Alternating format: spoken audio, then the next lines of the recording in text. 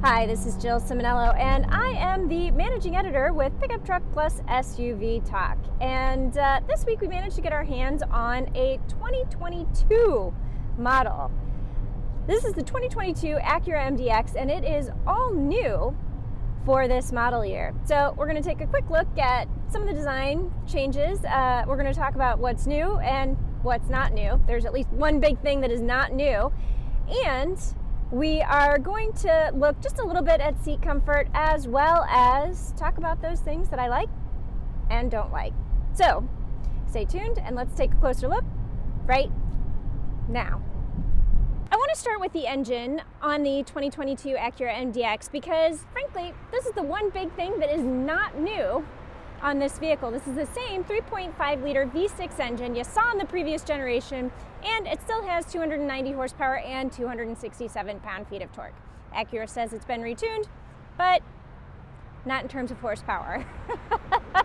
This is the all-wheel drive model, so the highway fuel economy is going to be 25 miles per gallon, and in combined driving you should get around 21 miles per gallon. So don't get too depressed about the fact that this engine is not new, because coming soon there will be a new engine. It's going to be on the Type S model. It's coming out later this year, and it'll have a 3.0 liter V6 engine, turbocharged, that'll deliver 355 horsepower and 354 pound-feet of torque. So one more thing that I would like to point out before we leave the engine in the Acura MDX is I actually had to Google how to find the hood release option. So normally I would expect to find it right here, but that is not where Acura puts it. Instead, they put it right here.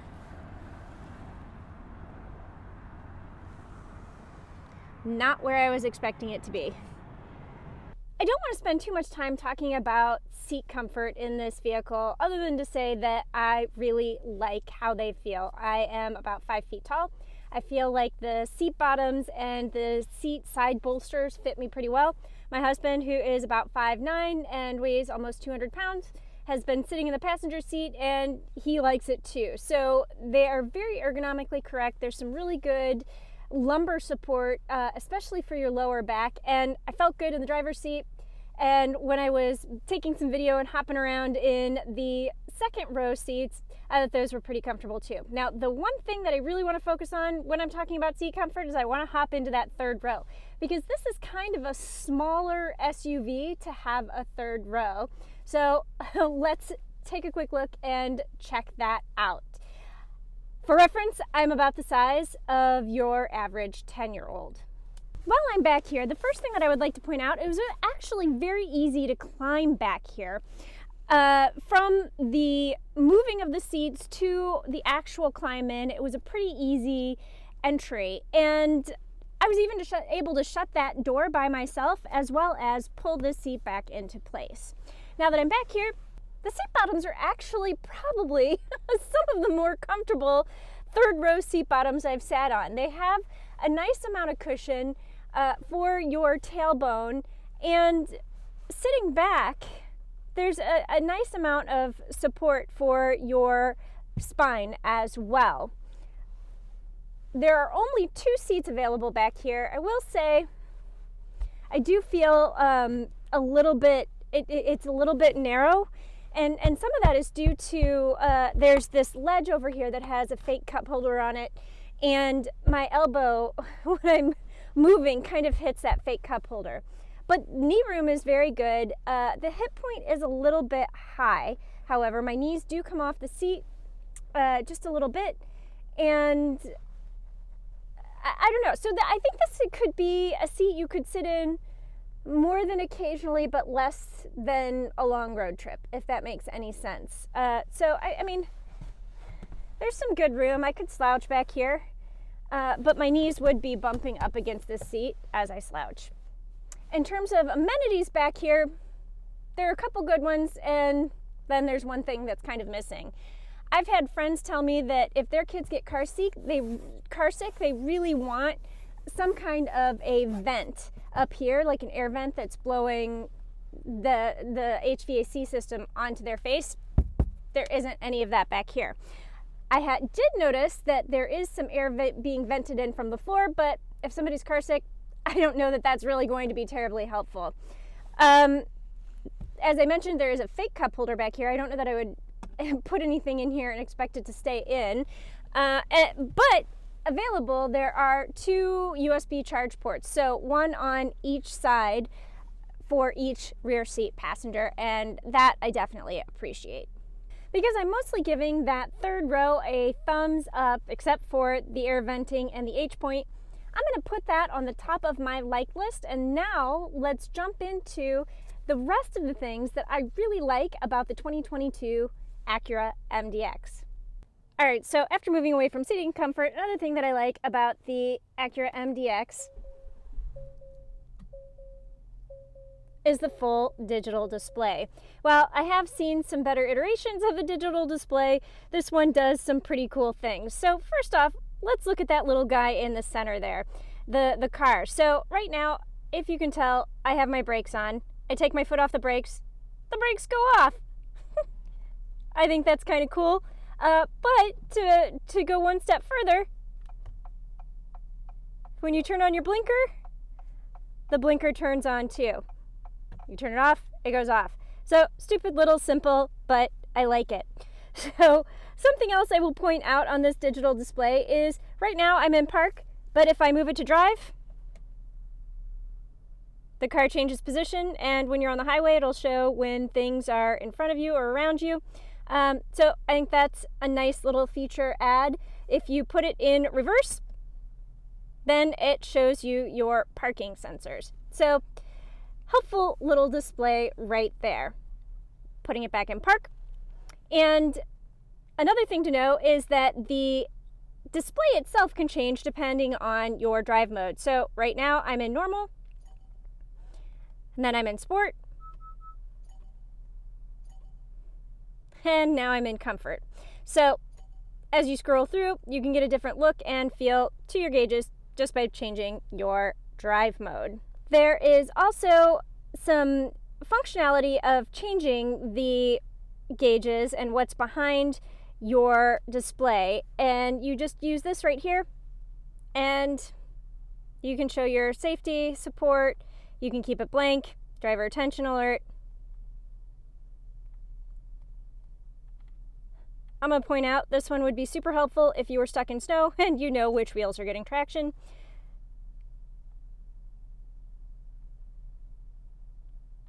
One of the tire sensors is missing or off, so I'll have to look into that. But it gives you some helpful information as you scroll through. I tend to like keeping it on my trip display, and I do want to point out this is not my accurate fuel economy. I have been idling a lot. This should get 21 miles per gallon in combined driving, but again, I'm sitting in a parking lot right now and the vehicle is running, so just keep that in mind. Unfortunately, one of the biggest things that I love about the 2022 MDX is going to be the ELS Studio 3D audio system, and because of YouTube rights and music copyright issues, I cannot share with you how this sounds, but rest assured, I've been thoroughly enjoying how this system sounds. I've been playing Save Your Tears by The Weeknd over and over again and just enjoying the echo of the sound as it goes through the cabin and all of the various speakers. I feel it in my toes. It is just that good. So I've really enjoyed this. I'm sorry I can't show it to you, but just trust me, I am not an audiophile and I love it. So this is 100% on my like list. If you have the option to get the ELS Studio sound system, just do it. Another thing on my like list is going to be the wireless environment for Apple CarPlay and your phone in general. For 2022, Acura has made it standard to have wireless charging and wireless CarPlay and Android Auto. If you've ever watched anything that I've done before, you know that I have a bit of a pet peeve of wiring one in and having the other wireless. I think they should be both wireless or both wired in, But Acura, thank you for listening to me, which probably they didn't, but thank you for not feeding into my pet peeve of having one but not the other. And I 100% appreciate that. I will call attention to this little thing right here, which is just for charging. This is your charging station. It has a USB-C and a USB-A port, and then it just boop, tucks away. So thank you for wireless CarPlay. I like it. Another thing I really appreciate on the Acura MDX is the camera system. So I do want to point out, this is where, if you aren't in drive or reverse, this is where you turn it on, and it very easily shows you around your vehicle with, again, just the press of a button. And then you can either come down here to the true touchpad and adjust your angle, or even easier, thank you, because I hate the true touchpad, but we'll get to that in a second, you can just press this button on the stalk and it will cycle through your camera angles again. So I like that. And when you put your car into reverse, again, it'll change up what you're seeing and show you a different angle. It's showing me behind. When I put it into drive, it goes back to the front. So when you are in reverse, again, it gives you the opportunity to see different angles and shows really good detail of what is surrounding the vehicle. Another thing on my like list is going to be this right here. This is a magic seat, and it comes out. So you can turn this 7-passenger vehicle into a 6-passenger vehicle, but let's see how easy it is. I like the idea of it, so let's see how it is in theory. And I'm going to point out this is the first time I'm doing this, so it's probably not going to be pretty.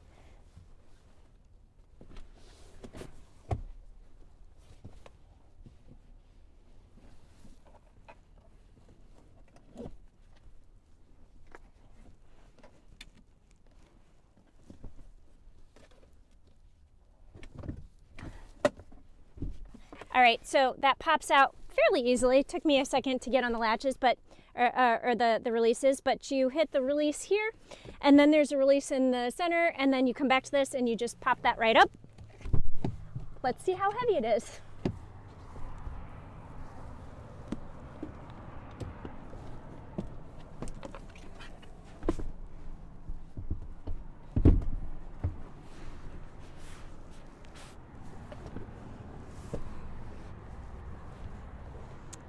All right, that's not too bad. I could see doing that. I mean, I wouldn't want to do this every day, but that's actually not too bad. Now, let's see how easy it is. I mean, it's probably about 20 pounds. Let's see how easy it is to get it back in.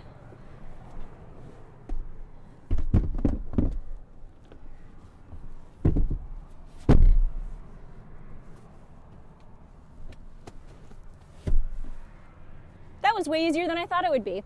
I had a Honda Odyssey a couple of months ago, and I was trying to maneuver that seat in the center, and it was a little bit bulkier, it felt to me, and a little bit more awkward to handle. The final thing on my like list is going to be the rear seat amenities, and so let's start with the charging capabilities. So there is not a USB-C port back here, but there is a handy dandy plug, 115 volt plug, and you have the 12 volt power outlet converter. So you can easily use either one of those to charge something with USB-C. But then you have 2 USB-A ports back here, super helpful. I also really appreciate the rear sunshade back here. And I will point out, this is my husband's seating position. So there's also some pretty generous leg room back here. So I like all of those things. And the thing that I like most is the HVAC controls back here that are dedicated for these rear seat passengers, including heated rear seats and the ability to not only change your vent, but also change the heating system back here. So you just press the button up or the blue button down to change the temperature. And then you can also change whether you want it hitting your face or hitting your feet. I tend to prefer, especially heat, hitting my feet. But if I were car sick, I'd probably want it on my face. So I appreciate all of these great things that are in the second row of the MDX that will make this a comfortable place for rear seat passengers. While we are back here, I am going to transition into the things that I don't like, and it also centers on the rear HVAC system. So you'll notice it's off right now, which is great because you can actually turn it on or off. However, I will point out that if the front HVAC system is not on, you cannot activate the rear HVAC system. So the person in the front seat has to be kind enough to turn on the heat or the cooling so that you can adjust your settings back here. If they won't turn it on, you don't have access. And I wish that the two systems operated independently so that you could have access even if the person in the front didn't want the system on. I will point out, heated seat still works, but there is no availability of adjusting anything else back here unless the driver is kind enough to turn on this. Now, I'm going to admit to you, there is not a lot about the Acura MDX that I don't like. But if I had to pick the big thing, other than the rear seat HVAC controls, it's going to be this right here. And that is the true touchpad. And first, I'm just going to say I'm not used to it yet. I haven't managed to get a level of familiarity with it that an owner that would make them say, hey, that works really well for me. But on top of that, I find it distracting, and there's a little bit of a disparity between how Apple CarPlay works with the true touchpad and how the system natively works with the native Acura system. So let's just go through this a little bit. So I'm going to hit the home button so you can see the main menu, and you can do like a little bit of a swipe to get through these menus here. And also there's a little side pad here that allows you to scroll through that side menu. All of that is fine. But where I run into problems is when I actually want to select one of these items. So I'm going to point out it is not a redundant touchscreen. But if I want to select one of these items on here, the idea is you should put your finger on the pad in the location, and there, I just missed it, in the location of where the item is on this true touchpad. And very often, especially when I'm driving, what I do is I mean to hit, this SXM button, and I end up hitting like a button over. So it's tough to hit because you're trying to position where you want to be. I suppose you could slide your finger across and then you would get it more accurately, but I'll be honest with you, when I'm driving, I just want to go like that and be done. And this doesn't let you do that, and it's a little bit, for me, of a problem, and I'm not used to it yet. Again, I don't own this vehicle. I'm only with it for a week. This is the second Acura I've had in the space of about a couple of months, so definitely don't have a familiarity with the system that an owner would get. Now, here's the other weird thing that kind of hits me with this true touchpad system. So let's go into Apple CarPlay, and you saw where my finger was touching, things were highlighting on the screen. That doesn't happen when you are in Apple CarPlay. Nope, you have to use your finger now to scroll through the different items, and you can't just touch, like if I wanted audiobooks, I can't just touch that upper right quadrant and have it go there. Charge point, I can't just go to that upper left corner. Okay, totally got those backwards. I can't go to the upper right corner to get charge point. I can't go to the upper left corner to get the audiobooks. And I have to, scroll through the items using my finger. And so there's a little bit of a disparity of how it operates natively and how it operates in Apple CarPlay. And I don't like that either. This still works regardless. I will say I do like the fact that you can get the native map and then you could go into Waze at the same time if you wanted to.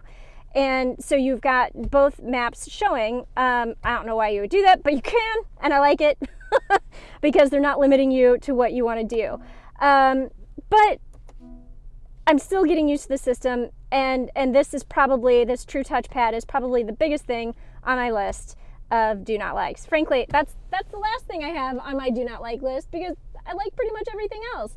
You know, I mentioned that there aren't air vents in the third row. That was a bit of a miss. You know, the HVAC, you know, it's a little bit weird that you can't use it if the actual system is not on front. But this is where I have problems. So if you were looking at Acura, you definitely need to spend some time in the showroom before you buy it to see if this is going to be a system that you like. I'm sure the people in the Acura dealership will spend a lot of time with you, showing you how it operates and giving you all the ins and outs that I don't have, but just be aware this is a potential pain point.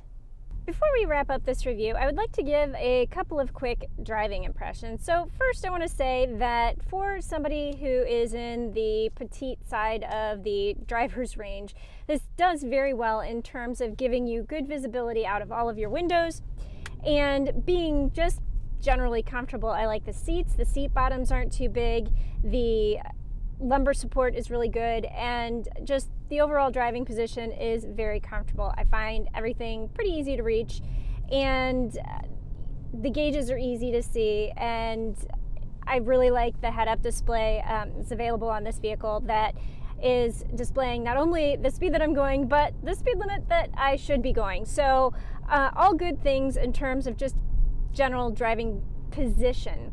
I think the driving dynamics are also pretty good, but I'm going to say that's only if you keep it in sport mode. I found that when you have this in comfort or normal, the throttle response is just a little bit laggy, and the vehicle feels heavy.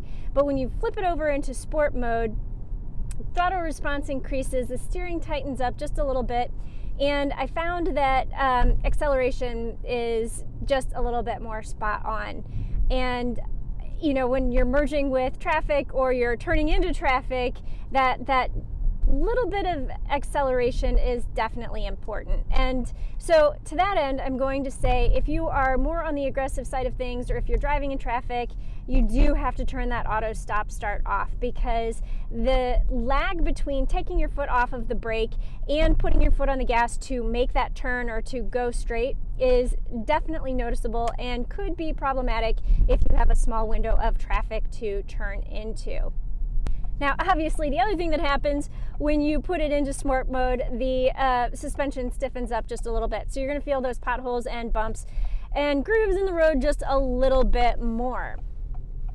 However, one of the really cool things about this system is you can completely customize how it feels, and I did that. So you can go in and you can do the sport throttle response, the sport steering response, and then the comfort suspension. So that is exactly what I did. So I really do like the customizability of this, so that you can get the vehicle to feel and drive exactly as you want, without accounting for the slow, pokey drivers in front of you who don't know how to merge with traffic.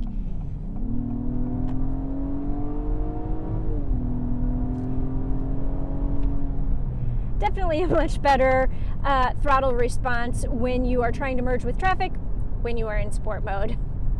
I think Acura did a good job inside and out, making this new 2022 model just look and feel great.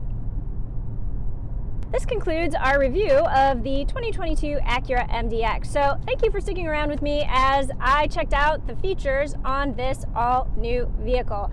I hope you also follow us on the web at pickuptrucktalk.com, and I will see you down the road.